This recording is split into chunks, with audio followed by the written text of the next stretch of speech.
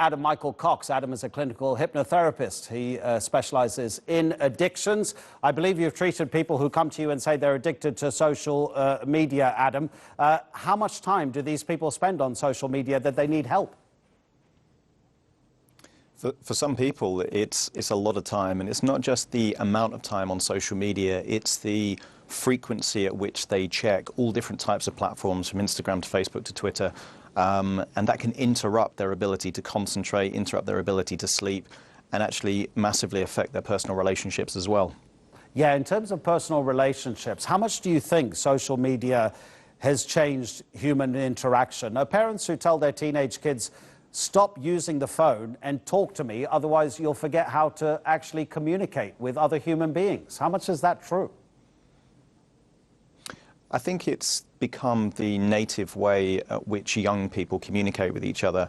So if their phone starts ringing, as in to take a phone call, quite often they will decline that and then kind of reply by text or WhatsApp. So the native way for young people to communicate certainly is through messaging, not just text, but certainly emojis as well.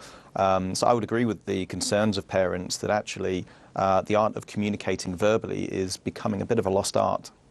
And especially for younger people, because let's consider or believe that maybe older people are a bit more cynical about the real world.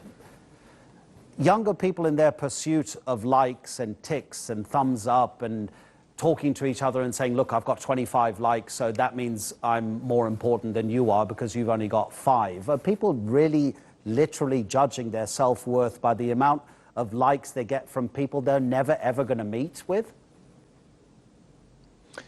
They are indeed. I mean, it works in 2 different psychological ways. One is the point of validation.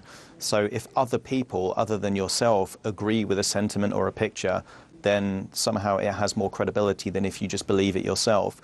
The other thing is that these things like a like or a love heart or even a comment actually creates the reward mechanism in the brain, dopamine. So people are being positively rewarded for the external validation from other people, and that creates a cycle where people crave that good feeling and do more and more extreme things sometimes to actually create that kind of response. While people might come to you because of what they see as a negative, do you ever emphasize the positive of their interaction with their devices? Just a couple of days ago, the British rapper Stormzy, he tweeted, make sure you vote, don't scroll past, this is very, very important, and he had a link to help people to register to vote at the upcoming election in the UK. There was a 236% spike in voter registration after Stormzy's tweet. So there are positives about social media. Of course there are. There are huge positives to social media. It gives people a voice. It gives people the ability to connect, to learn about different kind of opinions and perspectives.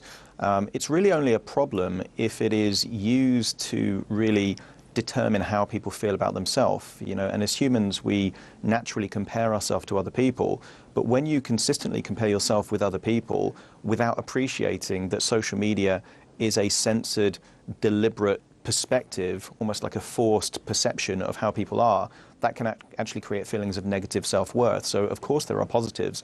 It can become an impact, you know, a negative impact, if it does affect people's ability to sleep or to concentrate or to interact positively, or if they're actually using it as a platform to spread, you know, negative messages such as trolling or hate, then it can become a real issue. Adam, really interesting. Thank you so much for coming into our London studio and spending time with us on the News Hour. That's Adam Michael Cox, a clinical hypnotherapist who specializes in addictions. Just a few days ago, the WHO said that so many adolescents are spending time on their devices that they're becoming more and more unhealthy.